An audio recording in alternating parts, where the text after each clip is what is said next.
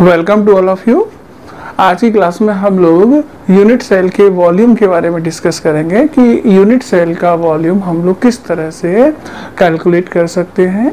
और जैसे SCC unit cell है, बीसीसी है, एफसीसी है, इन सब के वॉल्यूम के बारे में हम लोग जानकारी लेंगे। ठीक है, तो देखो बात दरअसल ये है कि यूनिट सेल को हम लोग यहाँ पर क्यूबिकल टाइप में अज्यूम करके चलेंगे, है ना, क्योंकि हमने हमेशा माना है कि हम क्यूबिकल लैटिस पर ही बात करेंगे। तो अगर हम क्यूबिकल लैटिस पे बात कर रहे हैं तो हमें उस क्यूबिकल लैटिस के अंदर जो क्यूबिकल टाइप की यूनिट सेल बन रही होगी उस यूनिट सेल के वॉल्यूम को कैलकुलेट करना होगा। अब उसे कैलकुलेट करने से पहले हमें यूनिट सेल यानी क्यूब के बारे में कुछ एक बातें और जान लेनी होंगी। वो क्या होंगी तो जरा ध्यान से देखो कि जैसे मान लो मैं आपसे कहता हूं कि भाई ये एक आपका क्यूब है ना। इस चैप्टर में क्यूब का काम खूब आने वाला है और खूब आ रहा है, ये आप समझ ही रहे होंगे। ठीक है, तो ये क्यूब है। अब इस क्यूब के लिए हमें कुछ एज लेंथ देखनी है। तो मान लेते हैं कि इस क्यूब की जो एज लेंथ है ना वो a है। कितनी है? a। अब आप तो जानते हैं ना क्यूब की जितनी लेंथ होती है उतनी ही विड्थ होती है, उतनी ही क्या होती है? हाइट। तभी तो वो क्यूब होता है। इसका मतलब अगर ये a है तो ये भी कितना ही होगा? a ही होगा। और ये भी कितना होगा? ये वाली हाइट, तो ये भी कितनी होगी? a होगी, है ना।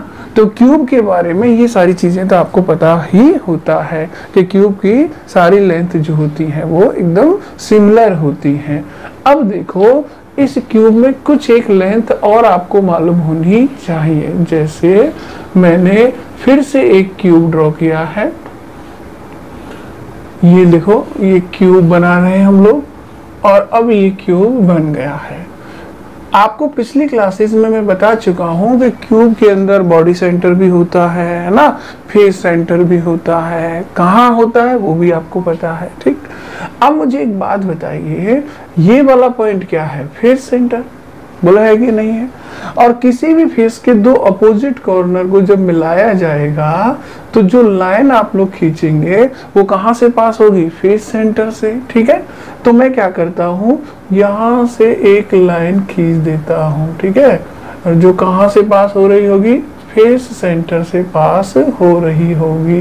तो ये मैंने एक लाइन खींच दी। ठीक है, ये कहां से गुजर रही है? फेस सेंटर से। क्लियर सबके दिमाग में? ठीक, अब इसी लाइन को हम लोग क्या नाम दे रहे थे? इसी लाइन को हम लोग बॉडी डायगोनल कह रहे थे, सॉरी फेस डायगोनल कह रहे थे। क्या कह रहे थे?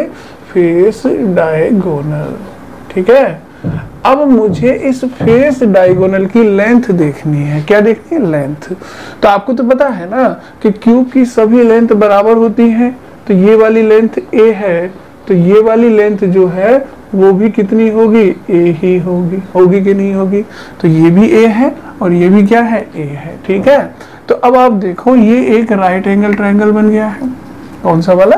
ये वाला। देखो ये और ये क्लियर है, जिसमें ये वाली जो डिस्टेंस है वो कितनी है? a और ये वाली डिस्टेंस है वो कितनी है? a है। तो फिर हम ये वाली डिस्टेंस निकाल सकते हैं पाइथागोरस थ्योरम से। बोलो बात सही है कि नहीं है? पाइथागोरस थ्योरम क्या कहती है?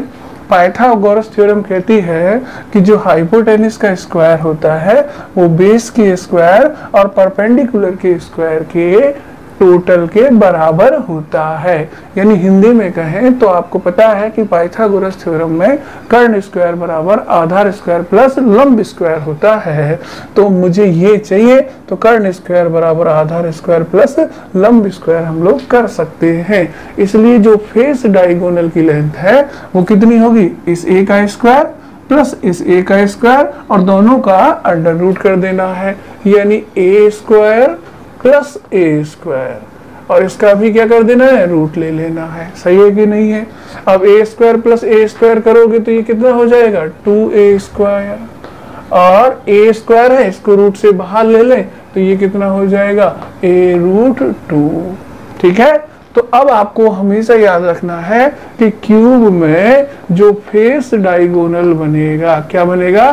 Face diagonal. किसी भी फेस का उसकी लेंथ ए की टर्म में, एज लेंथ की टर्म में कितनी आने वाली है?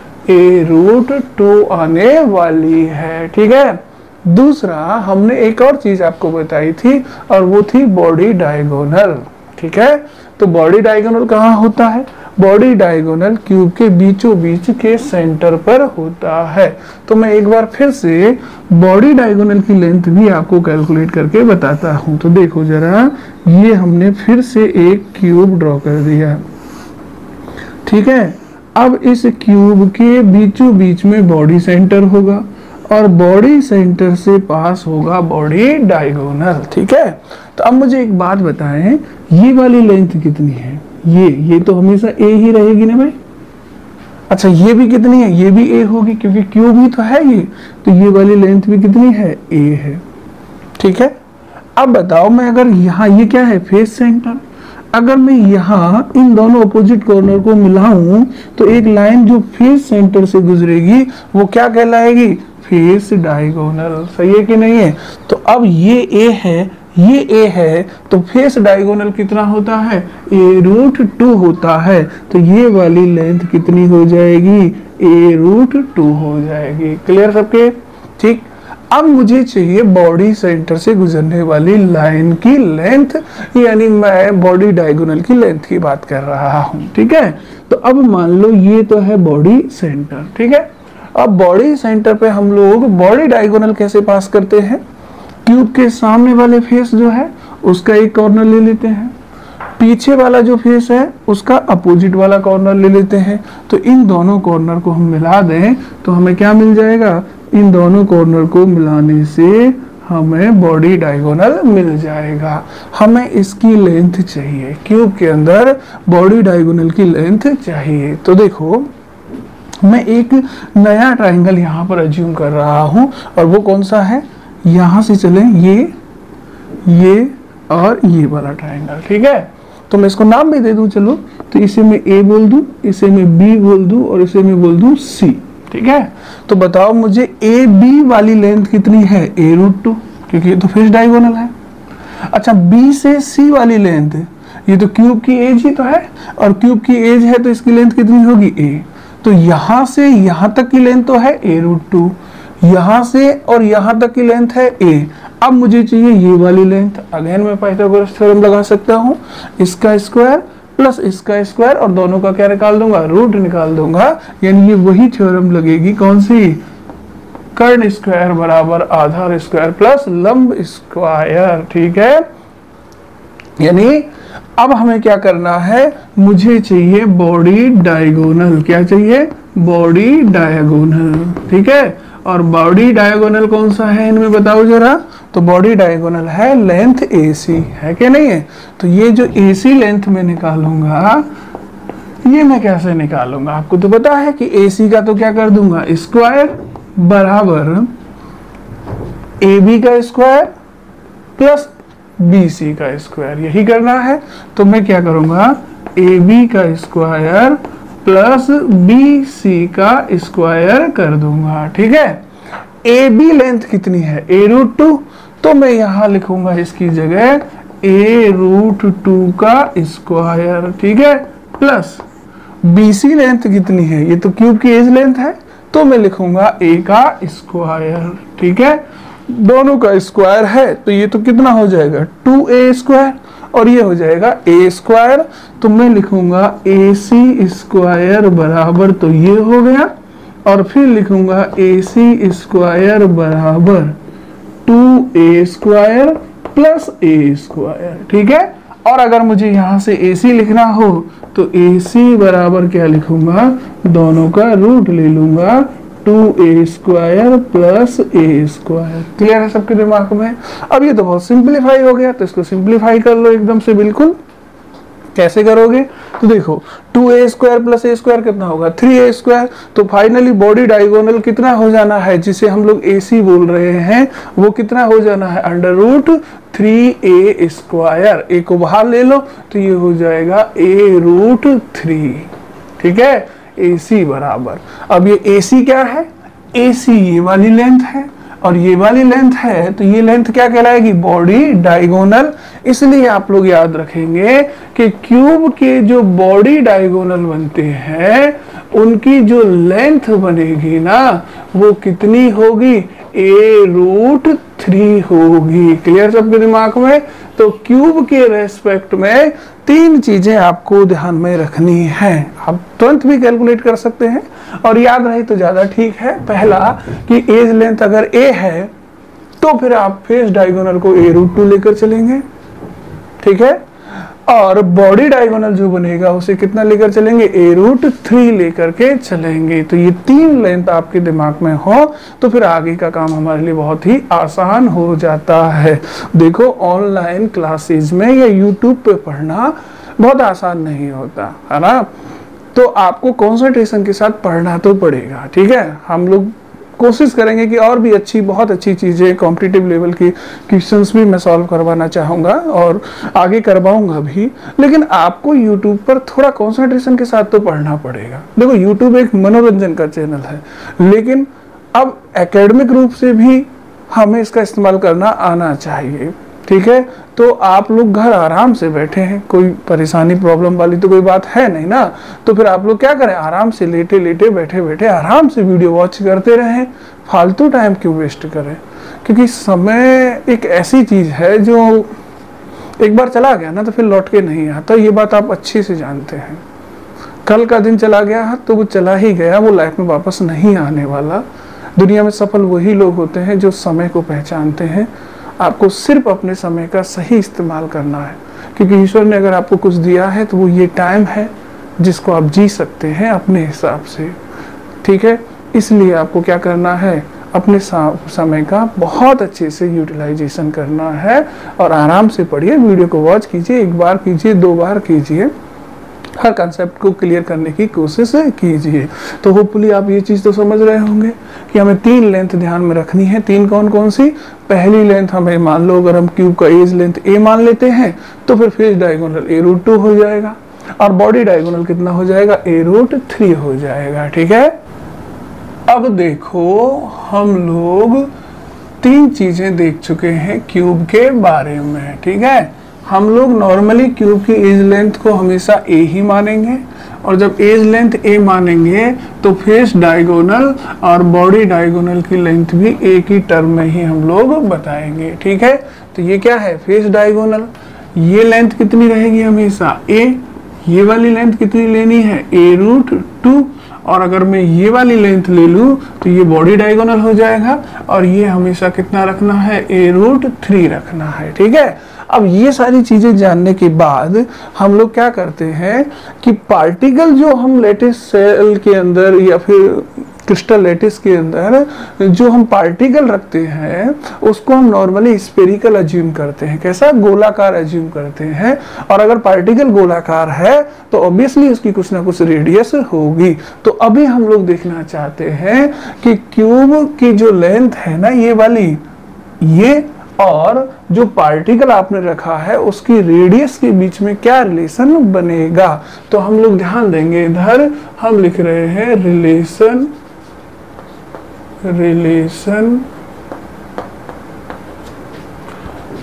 इन between edge length of cube and radius of particle की रेडियस और एज लेंथ के बीच में क्या क्या रिलेशन हो सकता है। हिंदी में हम कहें तो हम लिख सकते हैं कि अवयवी कण की त्रिज्या, अवयवी कण की त्रिज्या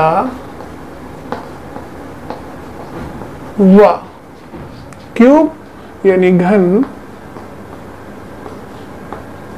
की लंबाई के बीच रिलेशन आपको देखना है, ठीक है। अब देखो घन से मतलब हमारा क्या है? ये जो घन है ना इसका मतलब हमारा यूनिट सेल से ही है ना। तो आप यूनिट सेल की जो क्यूबिकल यूनिट सेल है उसकी लेंथ की बात कर रहे हैं, ठीक है। अब जरा देखो ये डिफरेंट टाइप की यूनिट सेल के अंदर ये रिलेशन जो है वो डिफरेंट होना है, ठीक है। जैसे मैं सबसे पहले एग्जांपल के लिए बात करूं कि सपोज दैट हमारे पास सिंपल क्यूबिकल लैटिस है, तो हमारे पास जो यूनिट सेल है वो सिंपल क्यूबिकल यूनिट सेल है। अच्छा, सिंपल क्यूबिकल यूनिट सेल तो समझते होंगे, सरल घनीय मात्रक कोष्टिका। कौन सी मात्रक कोष्टिका? सरल घनीय मात्रक कोष्टिका। सिंपली इसको SCC भी बोल देते हैं, ठीक है। इस यूनिट सेल के अंदर आपको पता है कि पार्टिकल केवल और केवल कहाँ होते हैं? कॉर्नर पर होते हैं। इसलिए एक चीज आपको ध्यान रखनी है कि इस यूनिट सेल के अंदर particle along a corner will touch each other। यानी आपको ध्यान रखना है कि कॉर्नर पर जो पार्टिकल होते हैं ना वो एक दूसरे को टच कर रहे होते हैं। किस यूनिट सेल के अंदर? Simple cubical unit cell. अब देखो मैं इसको कैसे ड्रॉ करता हूं। मान लो मैंने एक क्यूबिकल यूनिट सेल बनाई इस तरह से, ठीक है। और अब मुझे पता है कि अगर ये सिंपल क्यूबिकल यूनिट सेल है तो पार्टिकल कहाँ होगा? Only and only at corner, केवल और केवल कॉर्नर पर होगा। तो यहाँ एक पार्टिकल होगा, यहाँ एक पार्टिकल होगा। लेकिन मैं कह रहा हूँ कि सिंपल क्यूबिकल यूनिट सेल में जो कॉर्नर के पार्टिकल हैं वो एक दूसरे को क्या करेंगे? टच करेंगे। ये जब हम लोग अरेंजमेंट देखेंगे ना, 3D अरेंजमेंट, तब ये वापस से आएगा, तब मैं बताऊंगा कि वहां क्यों टच कर रहे हैं, कैसे टच कर रहे हैं। अभी आप ये माने कि जो SCC यूनिट सेल है ना उसके अंदर कॉर्नर वाले पार्टिकल जो है वो एक दूसरे को क्या कर रहे होंगे? टच। तो मान लो एक स्फेरिकल पार्टिकल तो यहां है और एक स्फेरिकल पार्टिकल यहां है। ये दोनों एक दूसरे को क्या कर रहे हैं? टच कर रहे हैं, ठीक है। अब देखो यहां से यहां तक की डिस्टेंस क्या होगी? R, पार्टिकल की रेडियस, और यहां से यहां तक की डिस्टेंस भी क्या होगी? R। तो इसका मतलब ये डिस्टेंस यानी ये भी क्या है? पार्टिकल की रेडियस, और ये भी क्या है? पार्टिकल की रेडियस। क्लियर है सबके दिमाग में? अब देखो अगर मैं इस पॉइंट से और इस पॉइंट तक की दूरी देखूं R की टर्म में तो वो कितनी होगी? R plus R। एक R ये वाला और एक R ये वाला, दो ही रेडियस तो आएंगी, इसलिए R की टर्म में ये वाली डिस्टेंस कितनी हो जाएगी? 2R। कितनी हो जाएगी? 2R, ठीक है। क्योंकि कॉर्नर वाले पार्टिकल एक दूसरे को टच कर रहे हैं, और जब भी दो पार्टिकल एक दूसरे को टच करते हैं ना तो पूरे सॉलिड स्टेट में याद रखना कि उनके बीच की डिस्टेंस हमेशा कितनी होगी? 2R होगी। कितनी होगी? 2R। अच्छा, तीन पार्टिकल अगर एक रो में एक दूसरे को टच कर रहे हो तो उनके बीच की डिस्टेंस कितनी हो जाएगी? तो देखो अगर मैंने तीन पार्टिकल ले लिए हैं और जो एक दूसरे को टच कर रहे हैं तो आपको हमेशा डिस्टेंस जो मेजर करनी है वो सेंटर टू सेंटर करनी है। यहां से लेकर के यहां तक की डिस्टेंस कितनी होगी बताओ? तो ये R।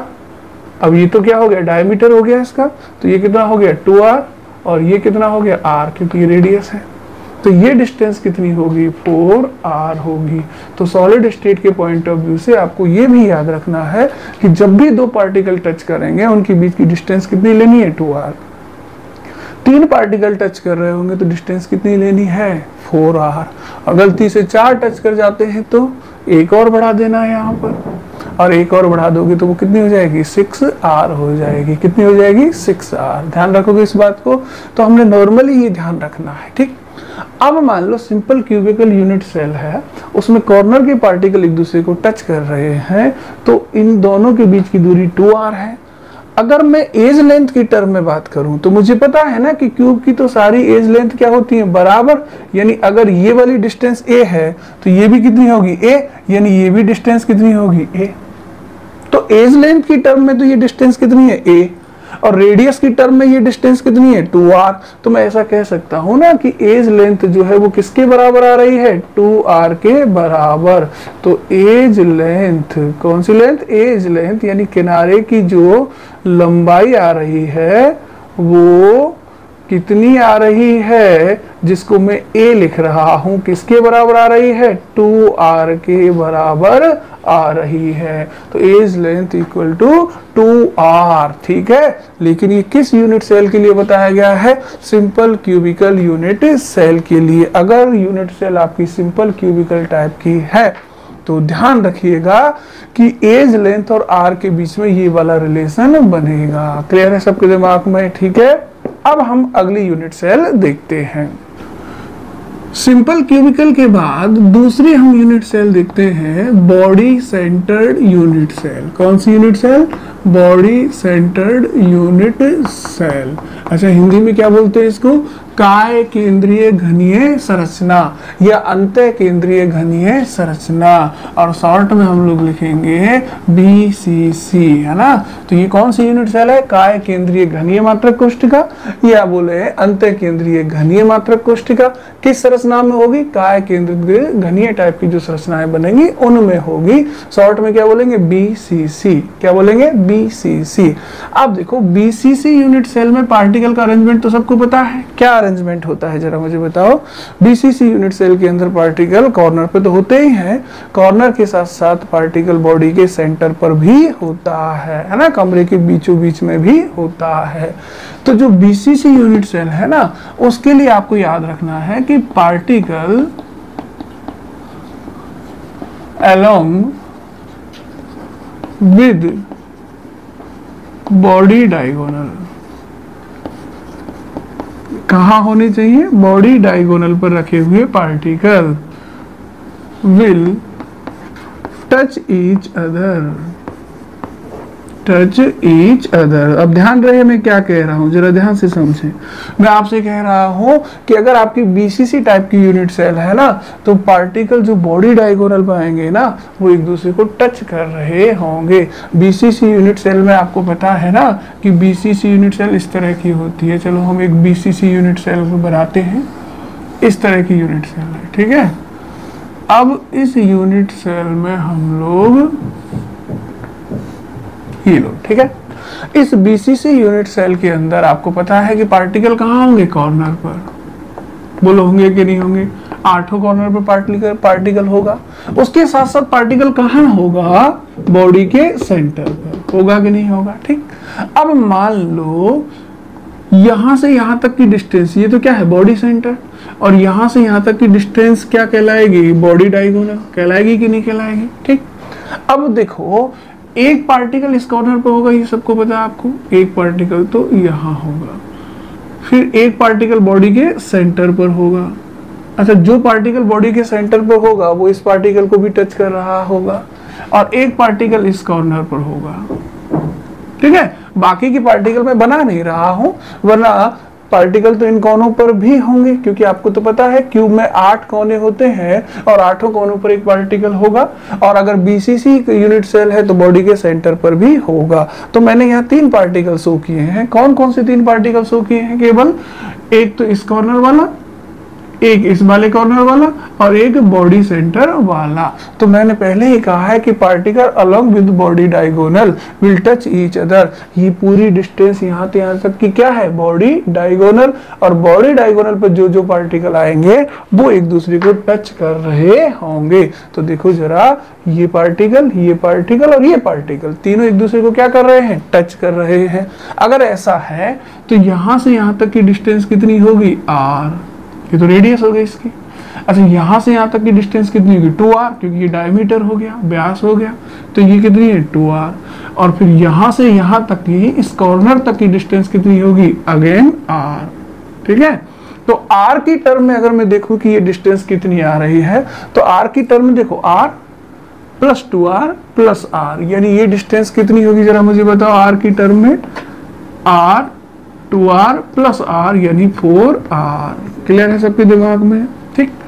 अब आपको पता है कि अगर एज लेंथ इसकी a है, कितनी है, a है, तो ये डिस्टेंस कौन सी है, बॉडी डायगोनल। और बॉडी डायगोनल को हम लोग अभी कैलकुलेट कर चुके हैं कि बॉडी डायगोनल हमेशा कितना होता है, a√3 के बराबर। और ये डिस्टेंस बॉडी डायगोनल को ही तो शो कर रही है, इसलिए 4r किसके बराबर होगा, a√3 के बराबर होगा। यानी आप लोग ध्यान दीजिएगा इस बात पर कि अगर मैं BCC यूनिट सेल ले रहा हूं, कौन सी यूनिट सेल, BCC वाली यूनिट सेल ले रहा हूं, तो उस यूनिट सेल के अंदर A और R के बीच में इस तरह का रिलेशन बनने वाला है। यानी कि मैं लिख सकता हूं कि 4BCC, कौन सी यूनिट सेल, BCC। आप लोग क्या कह सकते हो, जरा देखो, a√3 बराबर क्या होना है, 4r।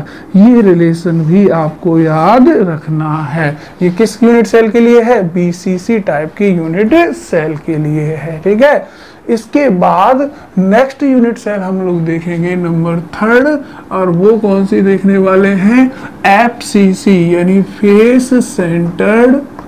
अच्छा, हिंदी में तो समझते हो ना, फेस सेंटर्ड मतलब फलक केंद्रित, face centred cubic unit cell, फलक केंद्रित घनीय मात्रक कोशिका, शॉर्ट में क्या बोलेंगे, FCC। और FCC के अंदर आपको याद रखना है कि particle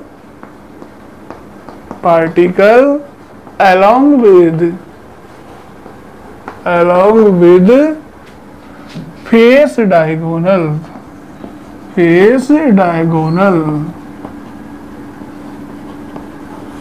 will touch each other। यानी इस बार मैं क्या कहना चाह रहा हूं, इस बार मैं ये कहना चाह रहा हूं कि FCC यूनिट सेल के अंदर जो पार्टिकल फेस डायगोनल पर आएंगे, फेस डायगोनल तो समझते हो, ये वाली दूरी है ना, इस लाइन पर जो पार्टिकल आएंगे वो एक दूसरे को टच कर रहे होंगे।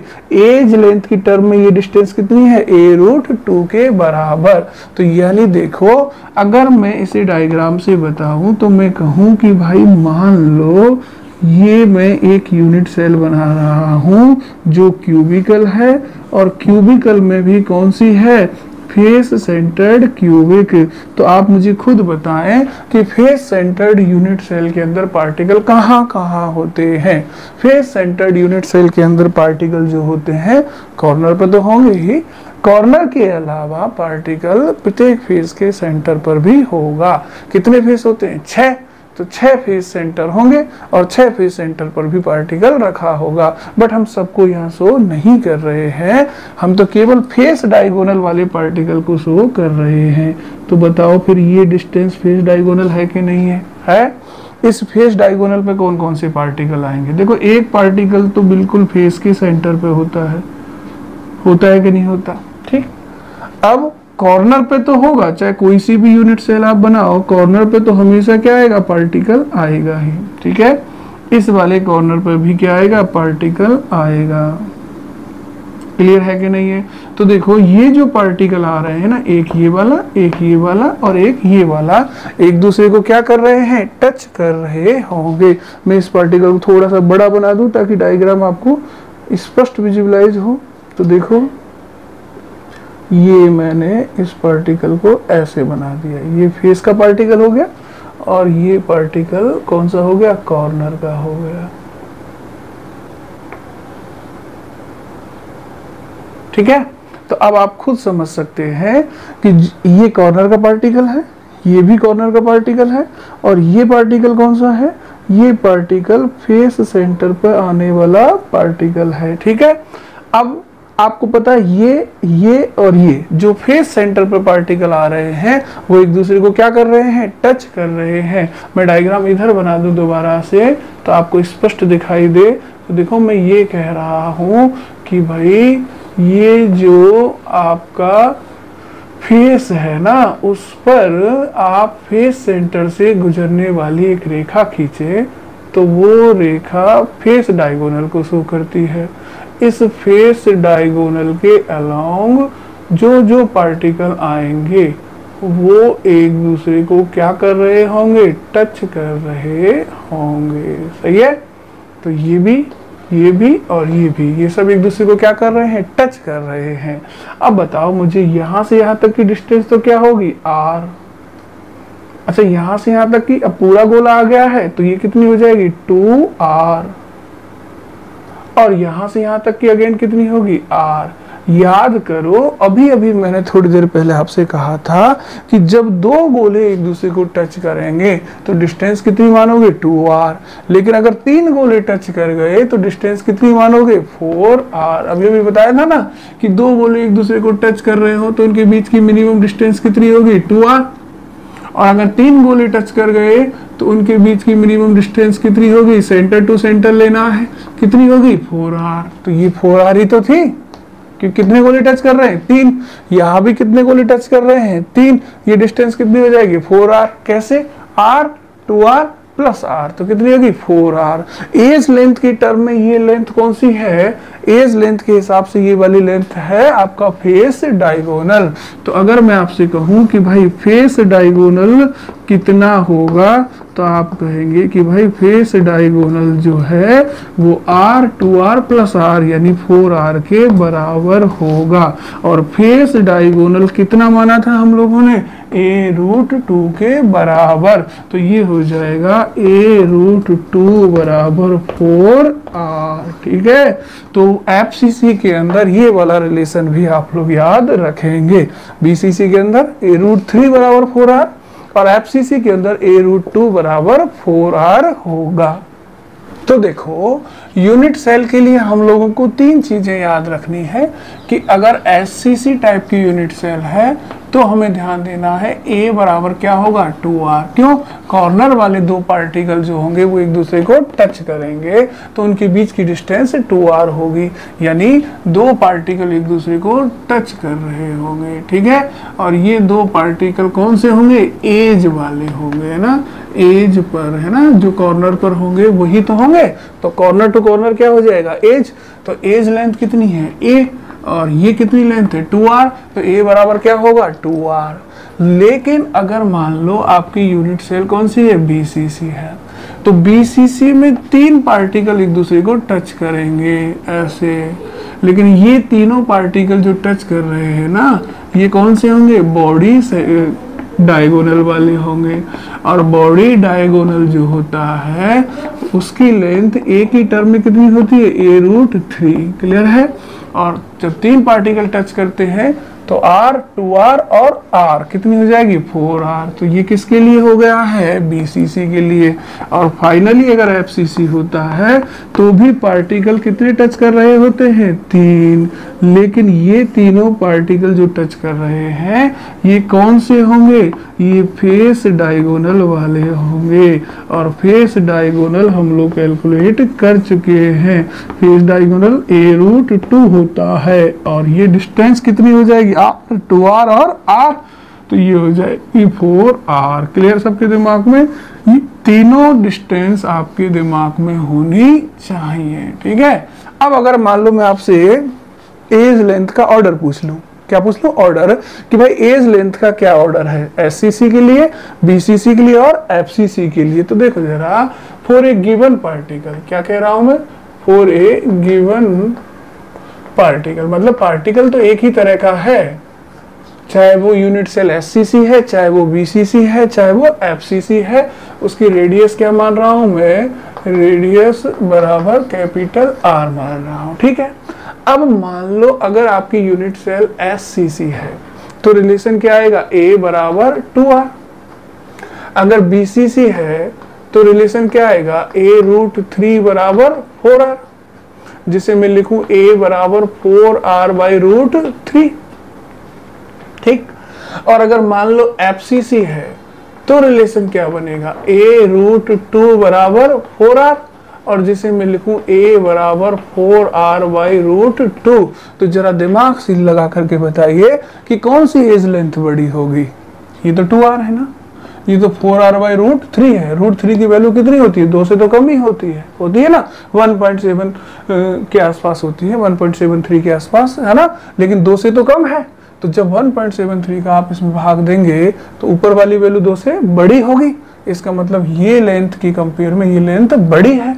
और इसकी बात करें तो ये लेंथ तो सबसे बड़ी होगी, क्योंकि √2 की वैल्यू तो 1.41 होती है, और 1.41 का जब 4 में भाग दोगे तो ये जो वैल्यू आएगी वो इन सबसे क्या होगी, बड़ी होगी। तो एज लेंथ का अगर आपको आइडिया लेना है तो आप कह सकते हैं कि भाई सिंपल क्यूबिक के लिए जो एज लेंथ है ना, उससे ज्यादा एज लेंथ निकलेगी BCC के लिए, और उससे भी ज्यादा एज लेंथ निकलेगी FCC के लिए। ठीक है, तो अगर एक ही जैसा पार्टिकल है और यूनिट सेल SCC, BCC और FCC बनाई जाए तो सबसे ज्यादा एज लेंथ किसके लिए आएगी, FCC के लिए, और सबसे कम किसके लिए आएगी, SCC के लिए। ध्यान रखोगे इस बात को। अब मान लो मैं एक क्वेश्चन के रूप में आपसे सवाल करता हूं, मतलब एक क्वेश्चन के रूप में बात पूछता हूं, और वो क्या है, मैं कहता हूं calculate volume of SCC, BCC and FCC unit cell. आपको केवल वॉल्यूम कैलकुलेट करना है इन यूनिट सेलों का। ध्यान रहे कि यूनिट सेल हमारी ये कोई सी भी होती कौन सी है, क्यूबिकल, है ना, क्यूबिकल यूनिट सेल ही तो होती है। और क्यूबिकल यूनिट सेल अगर है तो क्यूब का वॉल्यूम कितना होता है, एज लेंथ का क्यूब कर देना है। तो वॉल्यूम ऑफ यूनिट सेल, जिसे मैं यूसी लिख रहा हूं, वो हमेशा आएगा किस टर्म में, ए क्यूब की टर्म में। बोलो बात सही है कि नहीं है, क्यों, क्योंकि आपको पता है कि किसी भी क्यूब का वॉल्यूम आप कैसे कैलकुलेट करते हो, बताओ जरा कैसे करते हो। ये क्यूब है, इस क्यूब का वॉल्यूम निकालना हो अगर आपको, तो आपको क्या करना है बताओ जरा। कुछ नहीं करना ना, बहुत सिंपल तरीका है। इसकी जो एज लेंथ है उसका क्या कर देना है, क्यूब कर देना है, वही तो वॉल्यूम होता है। तो क्यूब का वॉल्यूम हमेशा आएगा तो इसी तरह से एज लेंथ की टर्म में। क्लियर है। अब आपको इसको रेडियस की टर्म में लिखना है। किसकी टर्म में, रेडियस की टर्म में लिखना है। तो कैसे लिखोगे, देखो, जैसे मान लो मैं सबसे पहले कहूं कि 4 SCC यूनिट सेल है, बताओ एज लेंथ और रेडियस के बीच में रिलेशन क्या बना था, A बराबर 2R। आपको इसका क्या चाहिए, वॉल्यूम चाहिए, तो आप क्या कहोगे, वॉल्यूम ऑफ यूनिट सेल बराबर एज लेंथ का क्यूब, और एज लेंथ कितना है 2R, और 2R का क्यूब करोगे तो 8R क्यूब। सही है ना, बहुत सिंपल है कि आप SCC यूनिट सेल का वॉल्यूम R की टर्म में इतना लिख सकते हैं। अगर मान लो आपको BCC का लिखना हो तो मैं बात करूं 4 BCC। अब मुझे बताओ BCC के लिए एज लेंथ में और रेडियस में क्या रिलेशन आया था, A√3 बराबर 4R, जिसको मैं ऐसे लिख दूं A बराबर क्या होगा 4R/√3। सही है कि नहीं है। अब बताओ मुझे इसका क्या चाहिए, वॉल्यूम, तो मैं वॉल्यूम ऑफ यूनिट सेल लिखूंगा तो वही काम करूंगा, A क्यूब करूंगा, क्योंकि यूनिट सेल तो हमारी क्यूब ही है, क्यूब टाइप की ही है। तो ए क्यूब जब करूंगा तो ए की वैल्यू क्या रखूंगा, ये वाली, तो 4R/√3 का क्या कर दूंगा, क्यूब कर दूंगा। ठीक है, अब क्यूब करना तो आप जानते ही होंगे ना कि बताना पड़ेगा। चलो करके बताओ, 4R का क्यूब कितना आएगा, 4 चौक 16, 16 चौक 64, 64 R क्यूब। 3 √3 का क्यूब क्या होगा, √3 इंटू √3 इंटू √3, 3 बार करोगे तो क्या आ जाएगा, 3√3 हो जाएगा। क्लियर है सबके दिमाग में। तो क्या आप लोग FCC का कैलकुलेट कर सकते हैं, मेरे हिसाब से कर सकते हैं, क्योंकि अब तो बहुत आसान है, A क्यूब ही तो करना है। तो फिर मुझे बताओ मेरे साथ साथ कि 4 FCC क्या लिखना चाहिए मुझे। अगर FCC टाइप की यूनिट सेल है तो मुझे रिलेशन बताया जाए A और R के बीच में क्या रिलेशन होगा। तो पहले लिखेंगे A√2 बराबर क्या होगा 4R, तो A बराबर क्या होगा 4R/√2, और √2 से डिवाइड करोगे तो ये कितना हो जाएगा, A बराबर 2√2R। सही है, ये तो रिलेशन हो गया। मुझे क्या चाहिए, वॉल्यूम, तो वॉल्यूम चाहिए तो मैं क्या लिखूंगा, वॉल्यूम ऑफ यूनिट सेल। कैसे लिखूंगा बताओ जरा, A क्यूब करूंगा, और A क्यूब करूंगा तो A की वैल्यू कितनी है 2√2 का 2√2R, तो इसका क्यूब करूंगा 2√2R का क्यूब। तो देखो 2 का क्यूब कितना होगा 8 होगा, √2 का क्यूब कितना होगा 2√2, तो 8 × 2 करोगे तो 16, और √2 तो ये बनेगा 16√2 2r क्यूब। क्लियर है? तो अगर आपसे कोई पूछे कि भाई इन यूनिट सेलों का वॉल्यूम कैलकुलेट करके बताओ, तो आप बड़ी आसानी से इस तरह से वॉल्यूम कैलकुलेट कर सकते हो। ठीक है, ये चीजें ध्यान रखना, आगे ये बेहद काम आने वाली है।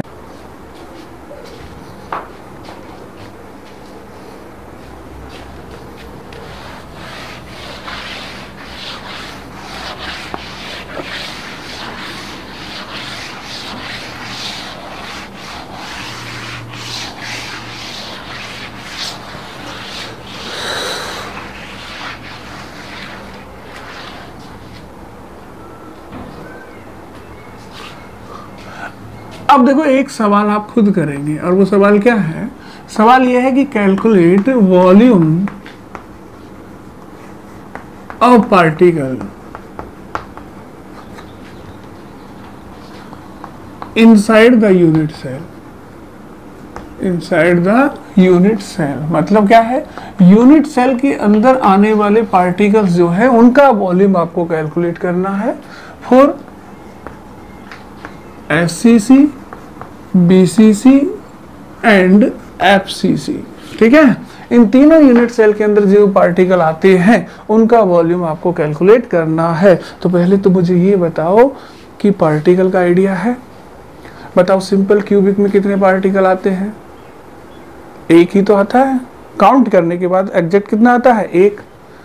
BCC में 2 और FCC में कितने? 4। FCC में कितने? 4। तो सिंपल क्यूब में कितना? 1। बॉडी सेंटर्ड वाले में कितना? 2। और FCC फेस सेंटर्ड वाले में पार्टिकल की नंबर कितनी आती है? 4। लेटिस पॉइंट कई हो सकते हैं, लेकिन एग्जैक्ट नंबर कितनी आती है?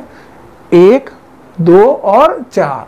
तो सबसे पहले मैं आपसे कहूं कि मुझे क्या चाहिए? मुझे वॉल्यूम कैलकुलेट करना है। किसका? यूनिट सेल के अंदर जो पार्टिकल आ रहे हैं। तो मैं देखो वॉल्यूम ऑफ पार्टिकल अगर कैलकुलेट कर रहा हूं तो मुझे दो चीजें चाहिए। एक, number of particle in unit cell, कि यूनिट सेल के अंदर पार्टिकल कितने हैं, into volume of one particle. ठीक है, अब इसको मैं Z लिख देता हूं कि भाई यूनिट सेल के अंदर पार्टिकल की नंबर मान लो Z है। अब आपको पता है कि पार्टिकल कैसा है? स्फेरिकल है। और अगर स्फेरिकल पार्टिकल है तो स्फेरिकल पार्टिकल यानी गोले का वॉल्यूम कितना होता है? अगर उसकी रेडियस r है तो 4/3 पाई r क्यूब। इसलिए इसकी जगह क्या लिख दूंगा मैं? 4/3 पाई r क्यूब। क्लियर है? तो मुझे इस तरह से वॉल्यूम को कैलकुलेट कर देना है। ठीक है, अब देखो, मान लो सबसे पहले एग्जांपल लेता हूं मैं SCC का। किसका लेता हूं? SCC, सिंपल क्यूब टाइप की यूनिट सेल का। बताओ SCC के लिए Z बराबर कितना होता है? 1 होता है। तो वॉल्यूम ऑफ पार्टिकल कितना होगा? वॉल्यूम ऑफ पार्टिकल करोगे तो क्या करोगे? Z यानी 1 इंटू एक पार्टिकल का वॉल्यूम, वो कितना है? 4/3 पाई r क्यूब। तो ये टोटल होगा 4/3 पाई r क्यूब। ये क्या है भैया? ये है सिंपल क्यूबिक यूनिट सेल के अंदर जो पार्टिकल आएगा ना, उसका टोटल वॉल्यूम। एक ही पार्टिकल तो आएगा। अगर मान लो मैं BCC की बात करता हूं, ठीक है, तो BCC के लिए Z बराबर कितना होगा? 2, क्योंकि पार्टिकल की नंबर कितनी होती है? 2। तो मुझे चाहिए वॉल्यूम ऑफ पार्टिकल। अगर मुझे वॉल्यूम ऑफ पार्टिकल चाहिए तो Z की जगह क्या रखूंगा? 2 इंटू एक पार्टिकल का वॉल्यूम, वो कितना है? 4/3 पाई r क्यूब। तो 2 से मल्टीप्लाई कर दो तो कितना हो जाएगा? 8/3 पाई r क्यूब। होपफुली आप FCC का खुद कैलकुलेट कर सकते हैं। तो बताओ मुझे FCC में कितने पार्टिकल होते हैं? Z की नंबर कितनी आएगी? 4, क्योंकि FCC के अंदर तो पार्टिकल 4 ही होते हैं ना। तो वॉल्यूम ऑफ पार्टिकल कितना होगा? वॉल्यूम ऑफ पार्टिकल के लिए क्या करना है? Z यानी पार्टिकल की नंबर, वो कितनी है? 4 इंटू एक पार्टिकल का वॉल्यूम, और वो कितना है? 4/3 पाई r क्यूब। ये कितना हो जाएगा? 16/3 पाई r क्यूब। क्लियर है सबके दिमाग में?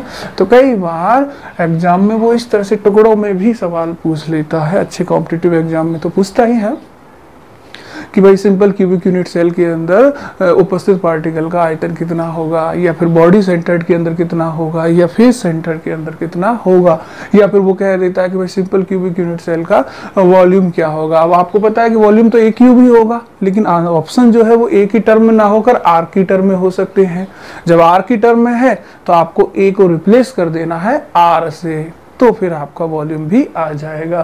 तो इतनी सारी चीजें अगर आपके दिमाग में क्लियर है तो हम नेक्स्ट सेशन में पैकिंग एफिशिएंसी पर बात करेंगे। डिफरेंट यूनिट सेल की पैकिंग फ्रैक्शन या संकुलन क्षमता हम लोग निकालने वाले हैं। ठीक है, तो देखिए आप लोग घबराइएगा नहीं, मैं आपसे पहले भी कह चुका हूं कि मैं बहुत जल्दी ही आपको पीडीएफ वाले जो नोट्स हैं वो अवेलेबल करवाऊंगा, लेकिन आप इस पर पढ़ें बहुत आराम से और रेगुलरिटी के साथ पढ़ें, क्योंकि अगर आप रेगुलरिटी के साथ पढ़ेंगे ना तो यकीन मानिए आपको बहुत कुछ अच्छा ही मिलेगा यहाँ से।